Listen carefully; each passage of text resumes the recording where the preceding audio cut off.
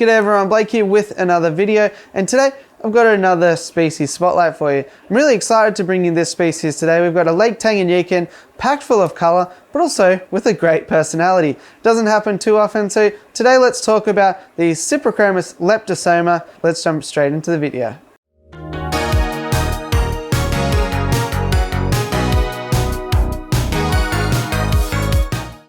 Okay, so as I mentioned off the top, we have Cyprichomis Leptosoma here today, but because that is a bit of a mouthful, let's go with the common name, which is the Sardine Cichlid. These guys are a mid to top dweller in your aquarium, work really well as a dither fish. That is, a fish that you put in an aquarium so that it can bring out some other shy inhabitants. In my case here, I've got them paired with these lemon cichlids or the Neolamprologus lelupi. I wouldn't necessarily recommend that pairing because they are a bit more aggressive, the lelupi that is, but here I'm growing both species out at the same time, so I'm not really concerned about it, and I have future plans to separate both to ensure best breeding success.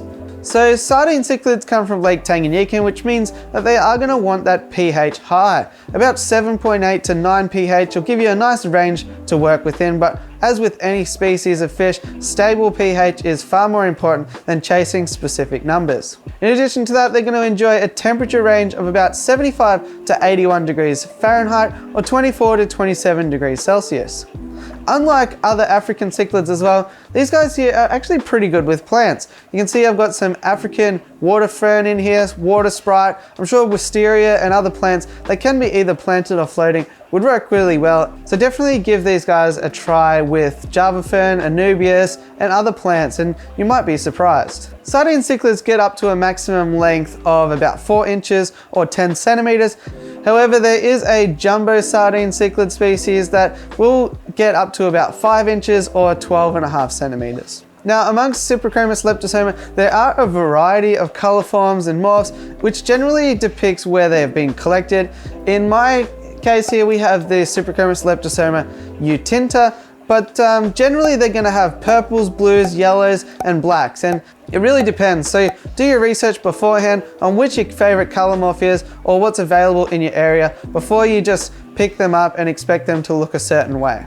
With that said, you might find that they're pretty uncommon and difficult to get your hands on. Best bet are cichlid clubs and associations and other breeders, but unfortunately, they're fairly uncommon within the hobby. They're definitely not going to be found at mainstream big box stores. They're also probably going to be pretty expensive when you do find them. Now, this is because they have small brood sizes. We'll get onto breeding a bit later, but they're not prolific like a lot of other cichlids.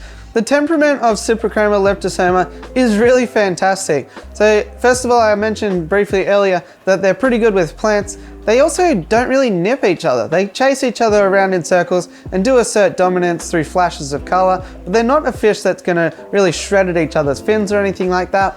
And they pair pretty well with most shell dwellers or rock dwellers. In particular, I reckon they do really great with different species of Cyprichomis or some of the more peaceful shell dwellers like your multifasciatus and that sort of thing. Just do keep in mind that if you do pair them with anything, they're probably going to have a lower success rate with breeding. And as we mentioned, these guys are kind of hard to find and not in great numbers, especially within the hobby. So it might be a good idea to get them in a species only tank, try to breed some up, move some on, disperse them within the hobby before you just go creating a bit of a display tank. They're a mouthbrooder as well, being a mid-water fish, but because they have quite a small jaw and mouth, actually they'll only really hold about 4 to 6 eggs at a time.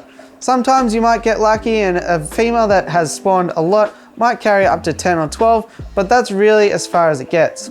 They'll hold the eggs within their mouth, jumbling them around for about 4 weeks until they spit them out within some greenery. So as you can see, in this case, we've got some plants for that purpose.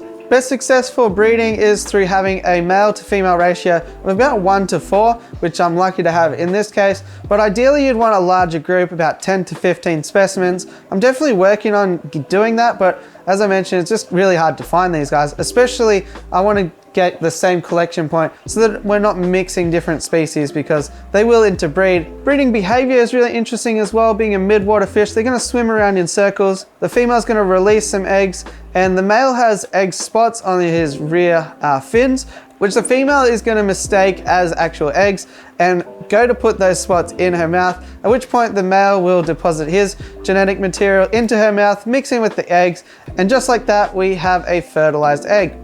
After the 28-day incubation period and the fry are going to be spat out, they will be big enough to handle baby brine shrimp immediately, but there won't be too much parental care.